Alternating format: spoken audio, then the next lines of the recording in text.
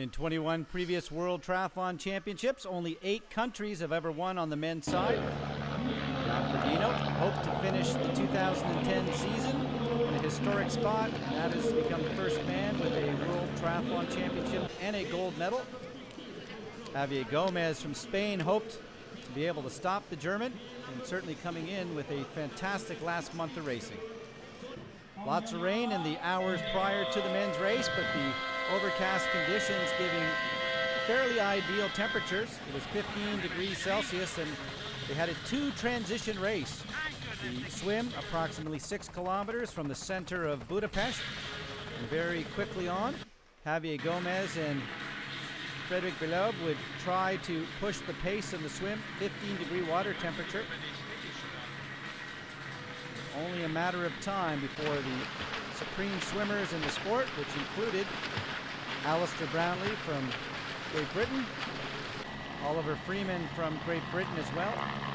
Top 10 throughout most of the swim was Silva.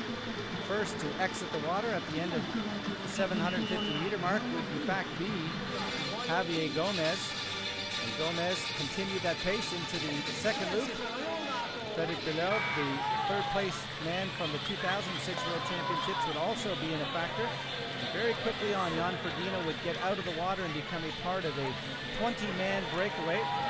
Within the early stages of the 40-kilometer ride, a small group of 5 men would break away, but eventually be caught. Oliver Freeman would be in that group. It would be just a matter of time before nearly 45 men would come together. A crash on the wet pavement would take down Berkankov. Chris Gimmel there on the pavement as well. Tim Don, his day would end. And it would just be a matter of time as the tough conditions on the road would take its toll on a number of athletes. Eventually a small break or two would try to get away. Bruno Paes from Portugal would make his attempt early on. But as the day went on, it would be only one man who would be able to break away from the 50-plus in the main group, and that, in fact, would be Matt Charbot from the United States. Huge crowds would come out to Budapest to support the over 4,000 age groupers who participated in the iconic city. And there you can see in front of the Parliament buildings the large, lengthy group of men making their way towards the last stages. It was 6 loops in the technical section, and by the end of the 40 kilometers, 50-plus men would be together into the transition zone. Charbot would be caught up, and really it would just be a matter of time till Jan Frodeno should have been claimed the world champion. For the top 3 on the day, Frodeno would in fact be the 2010 champion, and right there, Sven Rieder tried to pull Jan Frodeno on, but Frodeno's body just not responding on the day. Certainly Alistair Brownlee, who had struggled in the middle of the season, would find another gear. Javier Gomez, knowing that he would become the world champion just by finishing in the top 3 at the end of the day, with Frodeno much further back. The two would have an incredible battle through the 5th through 9th kilometer. Several times Javier Gomez tried to get away, and meanwhile Jan Frodeno would be passed by athlete after athlete. 5 of the Germans would finish in the top 13 on the day, and Prochnow, his 2008 Olympic teammate, would try to bring Jan Frodeno on, but there would not be the magic for the German superstar on this day. Late into the 10-kilometer run, Alistair Brownlee would find one more gear as Javier Gomez would try to get away, and the two of them would know that they were going to have the same battle that Thacton had in 2009 in the Gold Coast.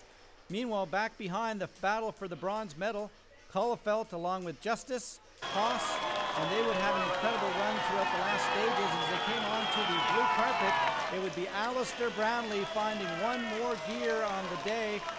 The talented British athlete eventually would claim another grand final victory. In 2009, the victory there gave him the World Championship title. You could see the fatigue on his face. Gomez would run into second place, but he would be crowned the world champion after all of the points accumulated, particularly through the races in Germany and London. And a very happy Alistair Brownlee would end 2010 on a high note after starting with an injury. Gomez, who also started the season off with an injury, would get a big hug from Ricardo Lisk as he would claim the #1 title for 2010. The second time the Spaniard would be the world champion.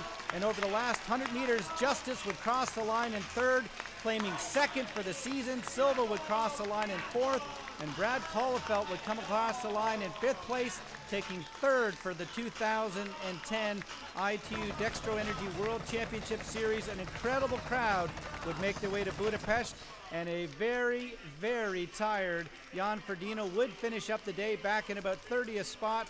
But all eyes would be on Brownlee for the victory in the grand final and Javier Gomez for the World Championship title for the second time. Good stuff. Yeah. Good. Thanks. So, yeah, it's good to be back after the Olympic Games, this fourth place. I had a good year last year. This one was even better. I would have liked to win the race today, but yeah, second place was perfect for the title. Yeah, definitely. This year has been real hard. In the space of 6 months, I've had a stretch fracture go over that. I had heat exhaustion, illness, fatigue over training, and the last 4 or 5 weeks I've had a decent day's training, to be honest. So it's great to come here and win. I wasn't really confident, and I actually felt really good when I hit the run, and the weather probably helped a bit as well. And yeah, it's great. Probably a really great win today. Yeah, for me it's not important to be the top German. I just looking to try to make a podium in overall. We was running in a good group, and I know okay, I have to be the best in the group, and I have to. And Brad have to be 2 places behind me, and yeah, thanks to João Silva, he beat him, and so it was enough for me. But yeah, the race was very difficult because the swim was alright, but on a bike I don't think it was so dangerous, and I was thinking by myself, okay, it's too dangerous for you to pull out after 20 Ks because yeah, every corner it could be happen, you fall down or whatever with a group of 60, and yeah, this was hard, but yeah, I'm lucky and nothing happened, and I did my best run ever, I think, and yeah, it works for me.